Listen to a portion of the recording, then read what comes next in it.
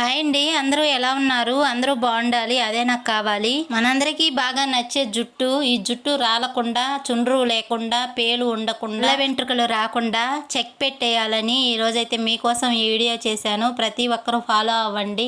కనీసం 3 నెలలైనా సరే వాడి చూడండి, రిజల్ట్స్ మీకే తెలుస్తుంది. జుట్టు అంటే ఇష్టం లేని వాళ్ళు ఎవరైనా ఉంటారా? దీనికోసం నేను ఒక్క రూపాయి కూడా ఖర్చు పెట్టట్లేదు. ఇంట్లో ఉన్న కొబ్బరి నూనెతోనే మన చుట్టుపక్కల కనిపించేటివే ఇవి. మనకి నిద్ర మంచం లేసిన టాంచి మన కళ్ళెదురుగానే ఉంటాయి. వాటితోనే ఈ నూనెను అయితే తయారు చేస్తున్నాను. కొబ్బరి నూనె తయారు చేసే మిల్లు దగ్గరికి వెళ్ళి నేను 1/2 కిలో కొబ్బరి నూనెని తెచ్చాను. ప్రకృతి ప్రసాదించే ఆకులు పువ్వులతోనే ఈ నూనె అయితే తయారు చేస్తున్నాను అనమాట. ముందుగా ఒక స్టీల్ గిన్నెని తీసుకొని అందులో నేను తెచ్చుకున్న కొబ్బరి నూనె అయితే పోసుకున్నాను. తర్వాత మందార పువ్వులు వేసాను, అలాగే గోరింటాకు ఒక గబ్బిడైతే వేసాను. తర్వాత దాసాన ఆకులు కూడా ఒక గబ్బిడి వేసాను. తర్వాత వేపాకునైతే తీసుకున్నాను నేను. వీటన్నిటిని వేసి గిన్నెను గ్యాస్ మీద పెట్టి ఒక 15 నిమిషాల వరకు బాగా మరగనివ్వాలి.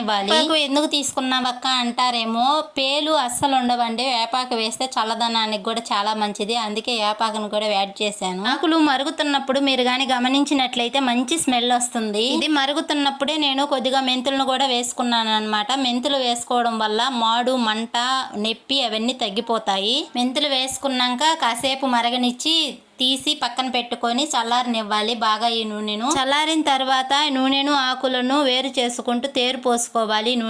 ఆ నూనెను జాగ్రత్త చేసుకొని రోజు వాడుకోవాలి. నూనెను వాడుకోవడం వల్ల ఈ సమస్యలన్నీ తగ్గుతాయి. ఇది ఖచ్చితంగా నేను చెప్పగలను, ఎందుకంటే నేను చాలా రోజుల నుంచి ఈ నూనె అయితే వాడుతున్నాను. ఎన్నో సంవత్సరాల నుంచి వాడుతున్నాను. ప్రతిసారి కొబ్బరి సంవత్సరం తెచ్చినప్పుడల్లా ఇలా కాసుకోవడం నాకు ఒక అలవాటు అయిపోయింది. రూపాయి కూడా ఖర్చు లేకుండా ఇలా చేసుకోవడం మంచిదా? వేలు ఖర్చు పెట్టి ఆ నూనెని ఈ నూనెని ఎన్నెన్నో నూనెలు వాడతాము, కానీ మన హెయిర్ ఫాల్ అయితే తగ్గదన్నమాట. ఒకసారి ఇలా ట్రై చేసి చూడండి. ఓకే ఫ్రెండ్స్, వీడియో నచ్చితే లైక్ చేయండి, షేర్ చేయండి, సబ్స్క్రైబ్ చేసుకోండి.